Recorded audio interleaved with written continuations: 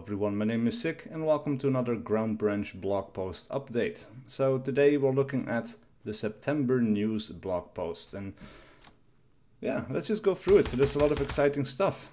For one thing, for example, Ground Branch will be on GeForce Now sometime this month, and if you don't know, it's a cloud gaming service by NVIDIA, so that is quite cool. In other news, they have a new coder in the house. So last month they had 2 people join, and this time we're having another person for the senior programmer spot. So he's done a lot of work on other stuff. He's worked on Acer before. He has a master's in astrophysics apparently. He also has industry experience in UI, tech art, gameplay engineering, and of course the Unreal Engine skills. And apparently the biggest benefit of getting this guy on board is the speeding up of AI development, which is, one thing I am personally super excited for. I think many people are excited for that. Yeah, because, in the previous blog post, they have said, that they are now using Kifera AI, which is a specialized middleware. And it's going to take some time before, it's not an immediate switch from the current AI to completely new and improved AI. It's going to be a road. So they're going to be adding things over time. But one of the things that is... that they have started prototyping, and this is exciting, is a friendly AI ordering system. And I'll show the screenshot for that on screen right now. Exciting stuff, honestly. Not entirely sure what all of these are. One would imagine that the one that is highlighted here is a move to order. Then you have a grenade order, so you can toss a flashbang or other grenade. Not sure what the bottom left one is. It's someone saying something, but I don't know what that would be for. And the other thing kind of looks like a flashlight. So that's kind of interesting. I have no idea what that is going to do, but let's see. I'm excited. I don't know if that will be part of the next update. It might not be. They don't say it is. So I wouldn't assume it to be, but it's a cool little insight into the fact that they are working on it. So good stuff.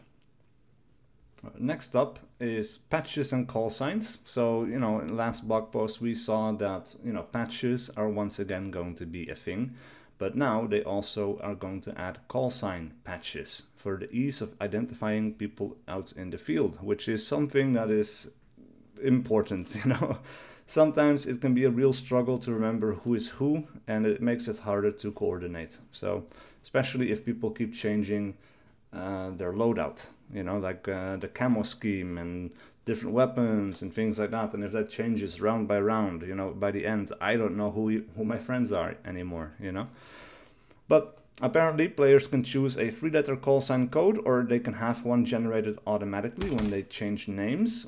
But servers can also apply a call sign patch policy, for example, to force players to have call signs based on their chosen element, A, B, C, or D, to override any selection by each player. And there is no need, apparently, to choose a call sign patch in the character editor, as they are added automatically whenever a call sign is used. Well, next up, we have another look at some reworked maps. We have the existing depot here, which is going to get a thematic art pass to get it more in line with storage facility, which is, one that they've updated in the past. And I have to say, these screenshots look really good. We have some destroyed trucks over here. It really brings it to like an Eastern European setting, It's kind of cool. And especially they look like workers' houses. They really remind me personally of Stalker. Yeah, they just do, I guess.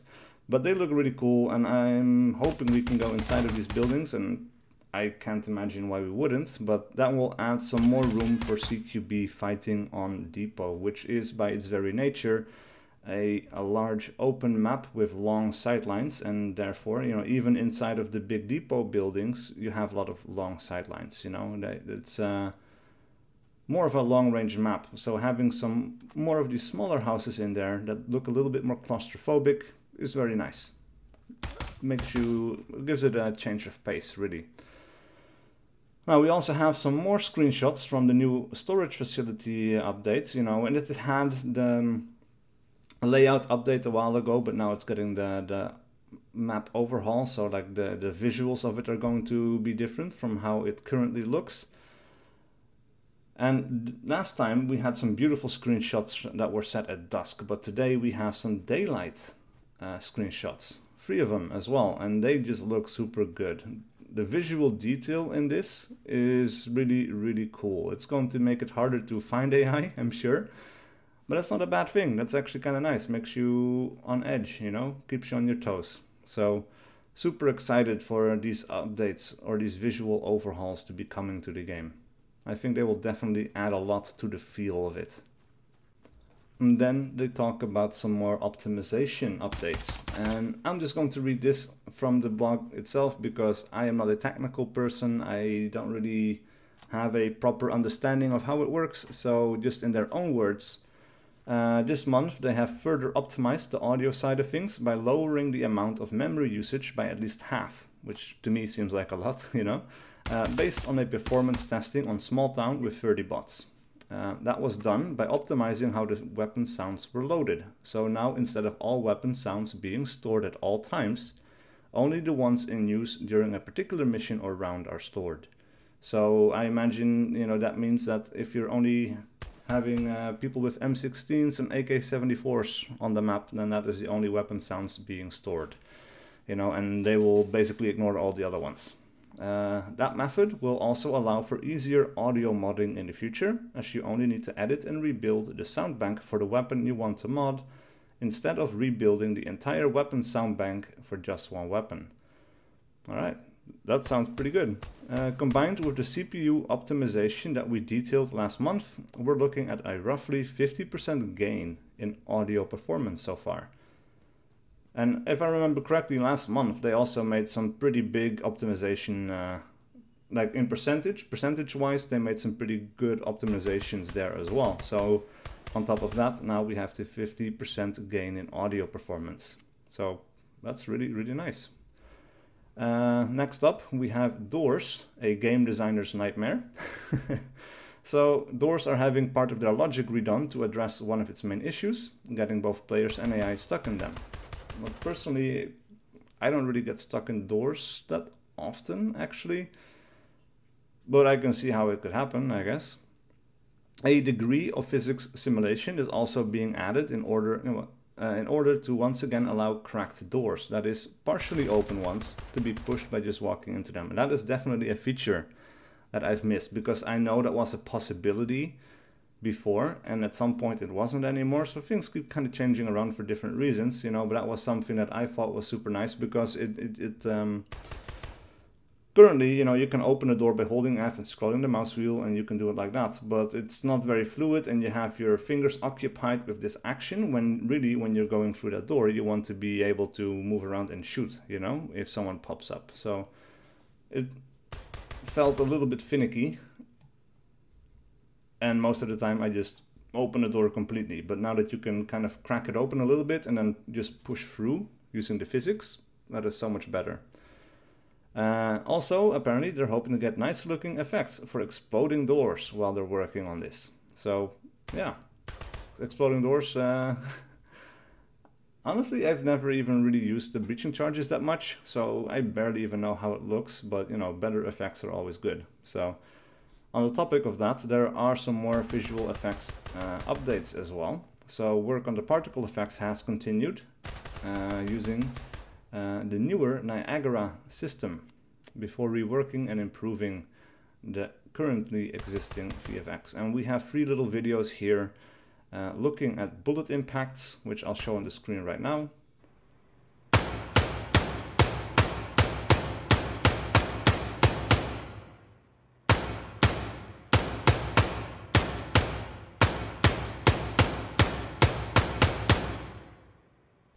breaching charge effects as well for day and dusk settings, which I'll show on screen as well.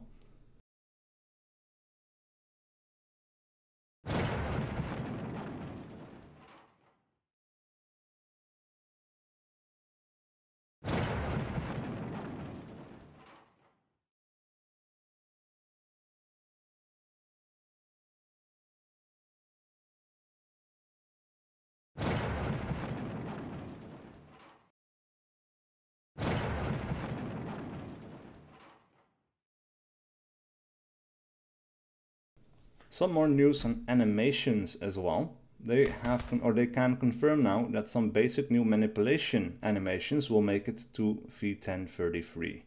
So one example would be that you can see your character flip magnifiers on and off on your weapon. You can apparently flick the Spectre DR's lever to the front and back, which is the Spectre DR is that little scope where you can zoom in or be completely zoomed out. Like you can kind of use it as a red dot, but then if you hold down Alt and mouse wheel up, you can zoom in. And honestly, one of the better scopes for me personally in the game, so that is kind of cool. And also you'll be able to see night vision goggles being pulled up and down. So that's kind of cool. And on top of that, a basic magic hand type of animation for door interactions might also be present as a placeholder. So I'm imagining that would look quite rough, but at least it's something, and it, like they say, it does beat telekinesis. So yeah, that would be interesting. Meanwhile, Mike has also been busy with hand poses and reload sequences to fit the new and updated weapon models, which we'll cover next.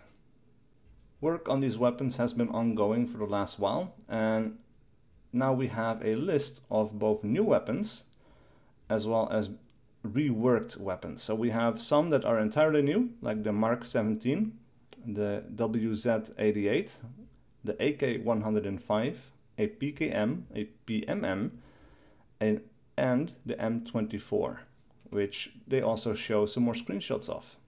Again, super high quality work.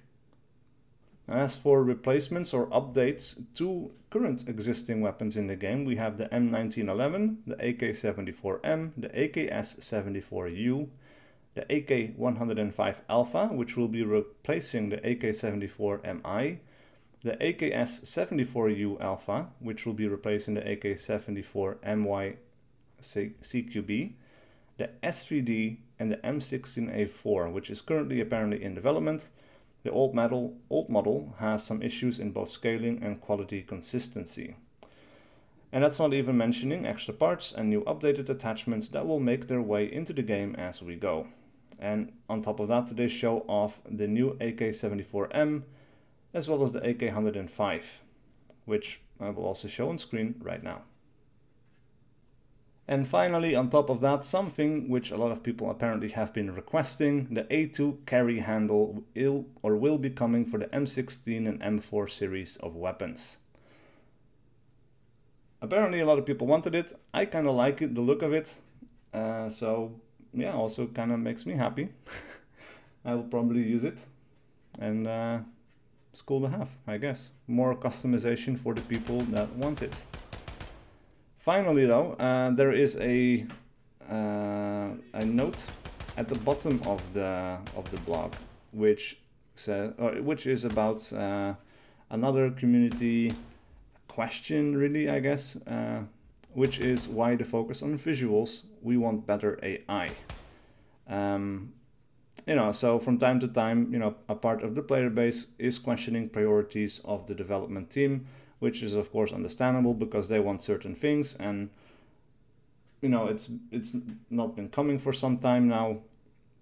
And essentially, you know, and I'm not going to read up the whole thing, but you know, a modeler, basically what it comes down to is a modeler cannot work on AI, you know, so a modeler just needs to continue working on models. So you can see other things, you know, map reworks, new models being added, new AI, or FX, I mean, not AI, that's the problem here, of course. But But yeah, these are all, that's like AI is a very specialized kind of thing. It's not something anyone can do, but it doesn't mean that if you're not working on AI, that other things should also not be worked on. So all other things will, of course, will be continued to get developed as well.